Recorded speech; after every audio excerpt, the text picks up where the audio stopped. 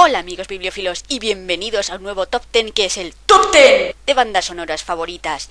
Que sí, lo sé, tampoco es de libros esta vez, pero es que este Top 10 se lo había prometido a Mónica hace un año y lo que ocurrió es que lo hice. Quiero decir que pensé el top 10 y luego se me ocurrió que como iba a hablar de música y de las diferentes pistas o tracks de las bandas sonoras y no se me da muy bien hablar de música porque ni siquiera sé solfeo, pues igual iba a ser un poco tedioso y se me ocurrió pues hacerlo multimedia, es decir, creé un playlist en Spotify y luego como todas las bandas sonoras de las que hablaba no estaba en Spotify, también creé una playlist en YouTube para que así lo que no había en uno estuviera en otro. Lo que pasa que al final del año pasado, no sé por qué, el copyright es así, empezaron a haber problemas y en YouTube me parece más normal, aunque en un principio yo había escogido vídeos que eran más o menos oficiales, pero en Spotify era más raro y al final había un montón de tracks que no se podían escuchar y me desesperé y entonces pues lo dejé, pero ahora lo recupero porque creo que la mayor parte de ellas se pueden escuchar y bueno, siempre habrá algún que otro fallo y seguro que eliminarán algún que otro vídeo como siempre, pero bueno, más o menos se puede escuchar.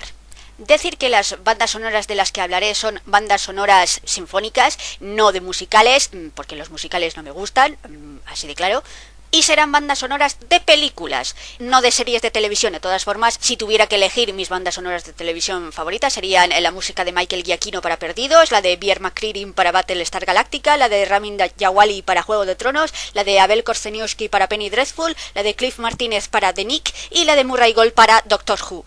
Y dicho esto, comencemos y comenzamos con trampa con una mención especial para Yoe Hisaishi, porque sin él las películas de Hayao Miyazaki no serían lo mismo. Empezando con la espectacular La princesa Mononoke, seguida de Nausicaa del Valle del Viento y Mi vecino Totoro, por supuesto. El castillo ambulante también, que sé que es una película y una banda sonora que gusta a mucha gente. Y por último, El viaje de Chihiro, cuyo tema central es Un día de verano, pero yo he elegido El chico dragón porque es la canción que para mí es la película. Escuchad estas piezas musicales como prólogo para la lista de verdad, que comienza ahora con el número 10. Más trampa aún porque entran dos bandas sonoras. La primera es El jardín secreto, compuesta por Zbigniew Preisner. Preisner es sobre todo conocido por poner música a las películas de Krzysztof Kieślowski, y entre estas la trilogía compuesta por Azul, Blanco y Rojo, basada en los colores de la bandera francesa y el lema de la República, Liberté, Égalité, Fraternité. El track más famoso es probablemente el de la película Azul, y es Canción por la unificación de Europa, que seguro que lo habéis escuchado alguna vez. Es una pieza que se ha hecho un poco vieja, porque es un canto de esperanza ante la unificación europea. ¿Os acordáis cuando la unificación era lo más e iba a arreglar todos nuestros problemas y llevarnos a una nueva era de prosperidad?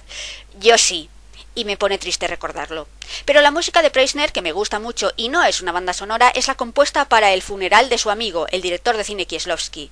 Aunque si no estoy equivocada, el lacrimosa de ese requiem se utilizó en la película El árbol de la vida de Terrence Malick, en esa escena de la creación del universo que es una de las mayores sacadas de chorra de un director de cine que he visto.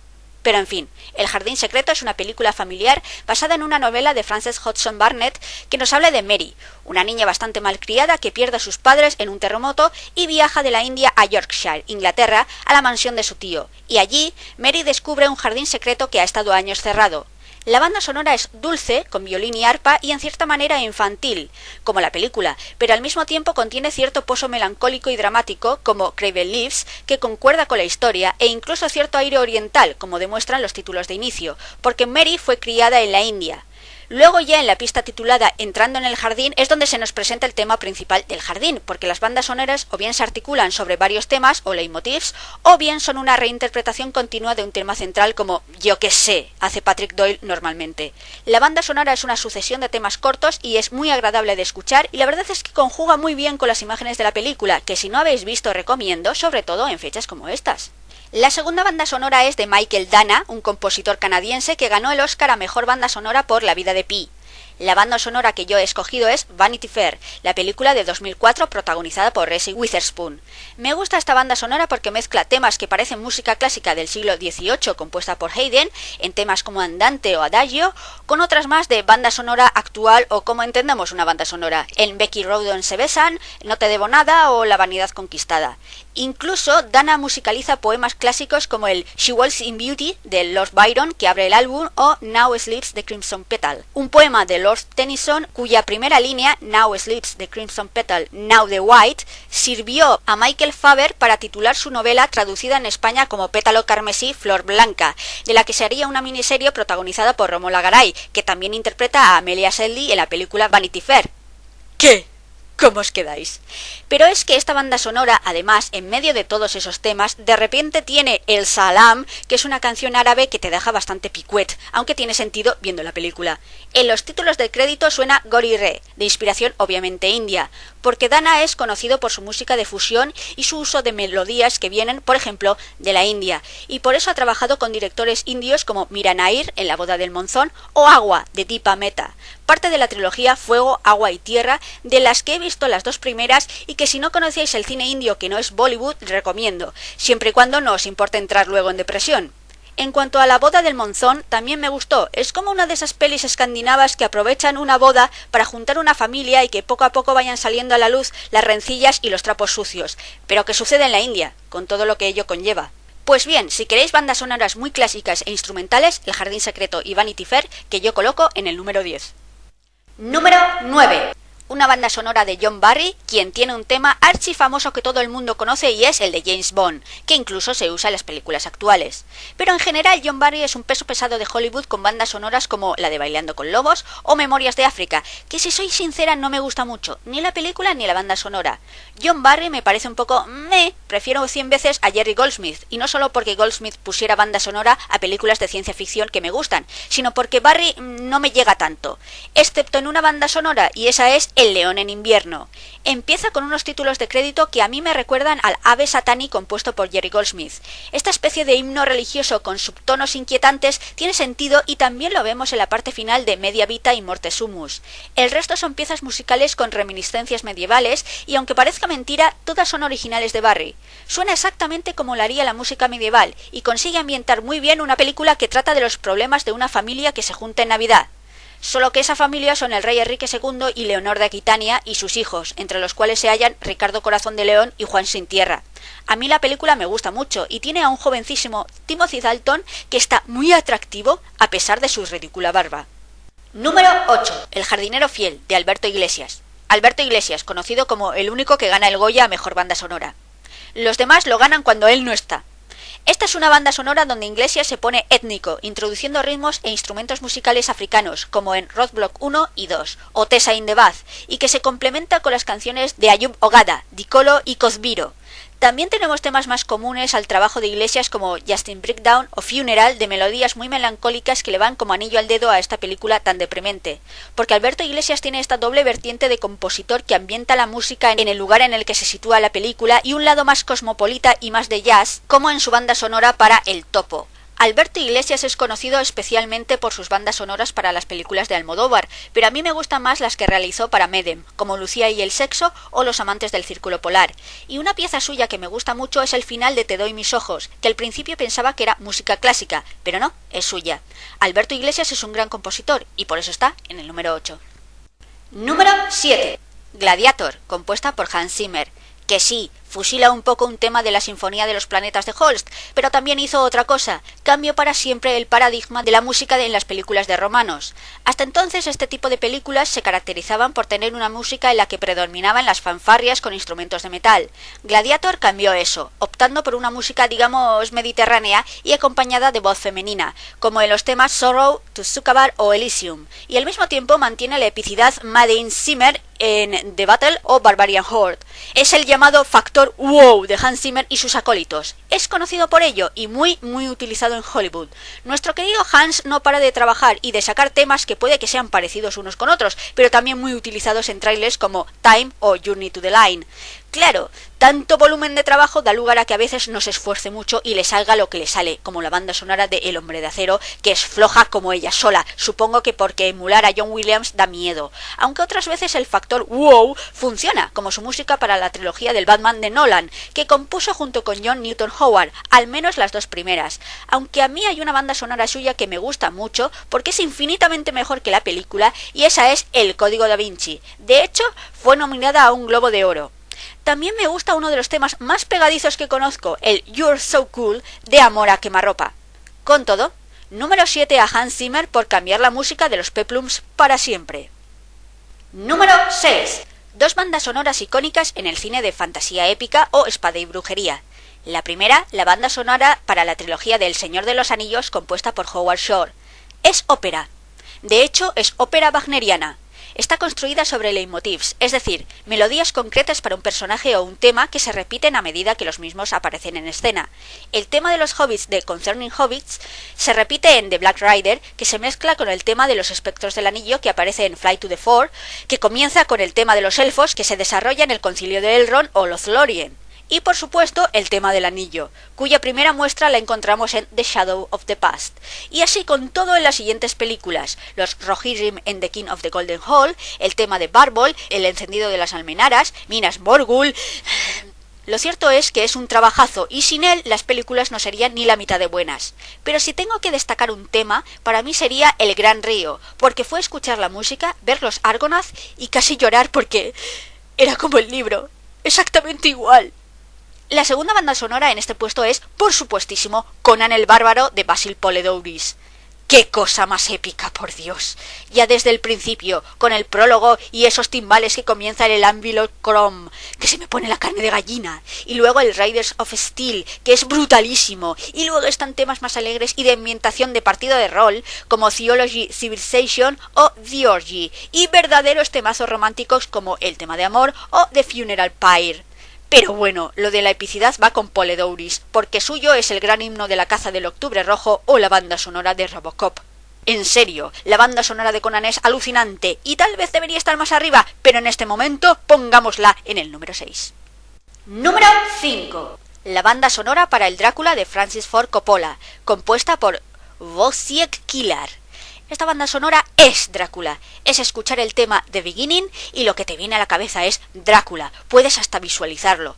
Y vamos, Vampire Hunters consigue, repitiendo compases una y otra vez, una atmósfera inquietante y el sentimiento de persecución.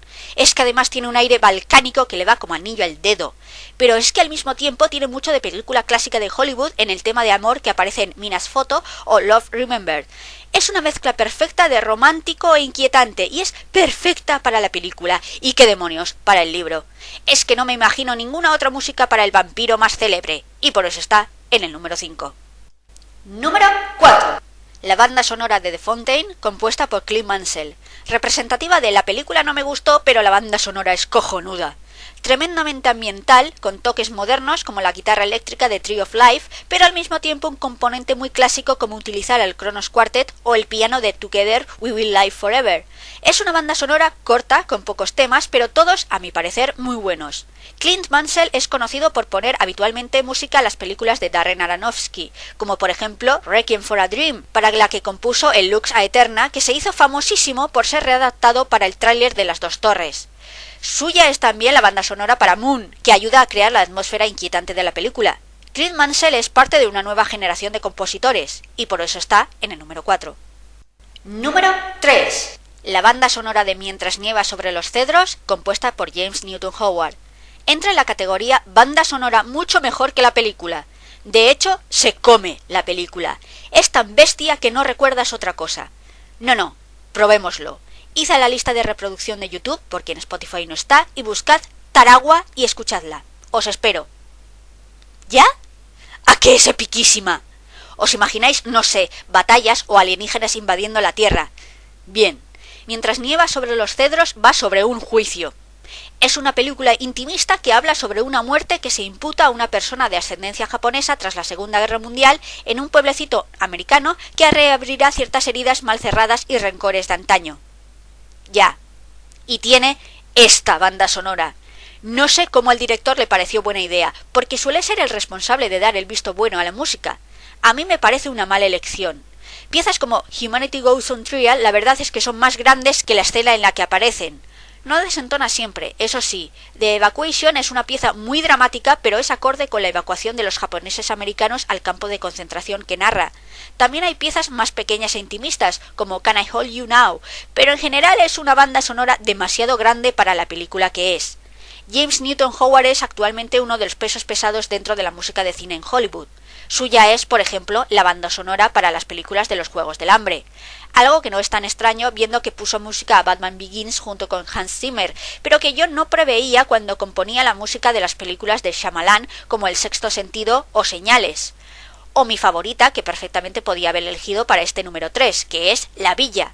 Es melódica, con ese violín que te transporta, pero también tiene temas inquietantes, y a diferencia de la de Mientras nieva sobre los cedros, no se come la película, guarda el equilibrio. Pero yo prefiero Mientras nieva sobre los cedros, porque Taragua. Número 2. La banda sonora compuesta por Darío Marianelli para la película Expiación. Es maravillosa. Toca todos los palos, y todos bien, desde lo más romántico con ese piano al estilo de Chopin o Schubert en Robbie's Note o Love Letters, a melodías oscuras y tenebrosas como en With My Own Eyes, pasando por la extraordinaria Elegy for Dunkirk, ese canto de tristeza épica o de épica tristeza que acompaña perfectamente a la escena filmada por Joe Wright. Eso sin mencionar el curioso uso de la armónica en Farewell o del tecleo de la máquina de escribir en varias de las piezas, que es un toque temático genial.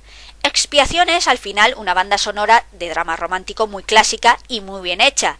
Excelentemente bien hecha. Sería la banda sonora que daría a Darío Marianelli su primer y hasta ahora único Oscar y lo afianzaría en el Olimpo de nuevos compositores de cine. Extrañamente, o no, sus bandas sonoras más aclamadas son de películas dirigidas por Joe Wright, aunque a mí también me gusta mucho uno de sus últimos trabajos, la música para la película Jane Eyre, y es también muy clásica y melódica, aunque mi favorita tras Expiación es la que compuso para la versión de Orgullo y Prejuicio de 2005. Además de sobresalir en su uso del piano y las melodías delicadas, Marianelli es bastante bueno en los crescendos, como demuestra en el tema Avery Reborn de V de Vendetta y su readaptación en The Skies Do Not Fall de Agora. Pero yo también tengo debilidad por una banda sonora que no es tan famosa y es la que compuso para la película Los Hermanos Grimm. Antes de continuar, como siempre, unas cortas consideraciones. La criba que tuve que hacer para elegir mis bandas sonoras favoritas. Fue increíble. De hecho, fue tan grande que hasta he creado una playlist con las descartadas y hay descartadas que ni siquiera entran en la lista de descartadas. Porque para crear la playlist seguí una lógica muy mía y al final salió lo que salió. Traté de que los distintos compositores pasaran de unos a otros siguiendo cierto nexo de unión, para lo cual me sirvieron mucho las bandas sonoras de las distintas películas de Harry Potter. No me he leído los libros, ni visto las películas, pero me he escuchado las bandas sonoras. Lo de los X-Men es porque me gustan los X-Men. Por último, decir que sí, hay muchas veces que los compositores homenajean a otros compositores como James Horner en Aliens, a Aram Khachaturian del ballet Gayan, pero no pasa de ahí, no se habla de plagio. Donde sí hubo plagio fue en la banda sonora de 300 que fusila sin piedad ni ética el Titus compuesto por Elliot Goldenthal en varias de sus piezas. Es vergonzoso. Y ahora sí, para sorpresa de nadie, número 1.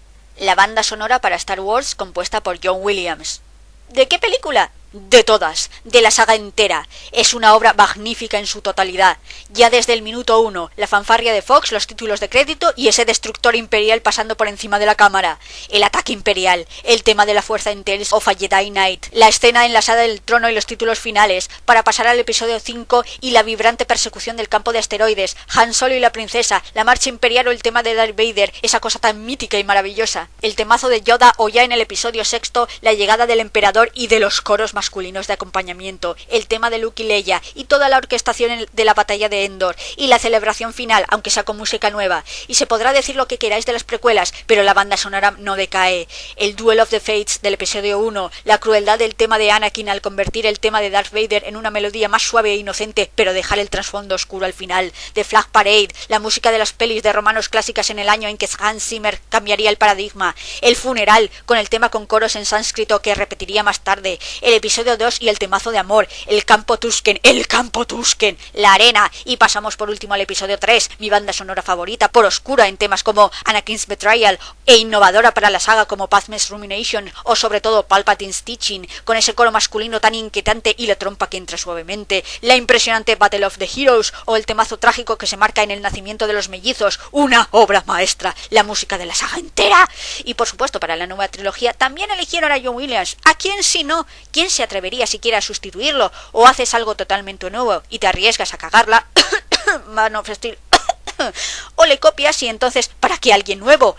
John Ottman en Superman Returns. Tenía que ser John Williams. Y sí, el episodio 7 tiene la más floja de las bandas sonoras de la saga, pero aún así es John Williams, un dios entre compositores. Todo lo que necesitáis saber sobre cómo compone John Williams está en la pieza Keegan's Noble End. Su uso de los instrumentos de metal, la percusión, el xilófono y su capacidad para musicalizar la acción. Con su música ves la escena, como con el exceso para motocicleta de Indiana Jones y la última cruzada. La propia banda sonora para Indiana Jones es clásica, como esa pieza del templo para Indiana Jones y el templo maldito que imitaría más tarde Bruce Broughton en la banda sonora del secreto de la pirámide. John Williams es además un compositor con conocimientos o bases en el jazz, como la misma canción de la Cantina Band, pero lo demuestra en muchos otros trabajos como Tintín, Atrápame si puedes o La Terminal. John Williams es el compositor para mí y tiene bandas sonoras que han marcado hitos: Superman, E.T., Parque Jurásico, Tiburón o La Lista de Schindler. Es imposible vivir en el planeta Tierra y no haber escuchado estas músicas alguna vez, a no ser que seas una tribu sin contactos con el resto de la humanidad. Yo adoro a John Williams, es el compositor americano por excelencia, nadie compone fanfarrias como él, y cuando desaparezca dentro de muchos años dejará un vacío imposible de llenar. Por último, quiero destacar la banda sonora que compuso para Un horizonte muy lejano, porque además de todo lo visto, puede hacer música con aire irlandés. ¡Genio!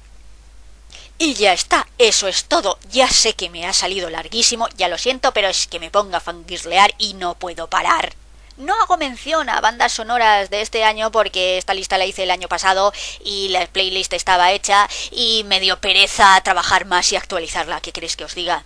Por último, hacer mención a un vídeo de Ivy Clementine donde habla de sus bandas sonoras favoritas. Coincidimos en algunas cosas, en otras cosas no, pero es una amante de las bandas sonoras y por eso él se la quiere y se la nombra.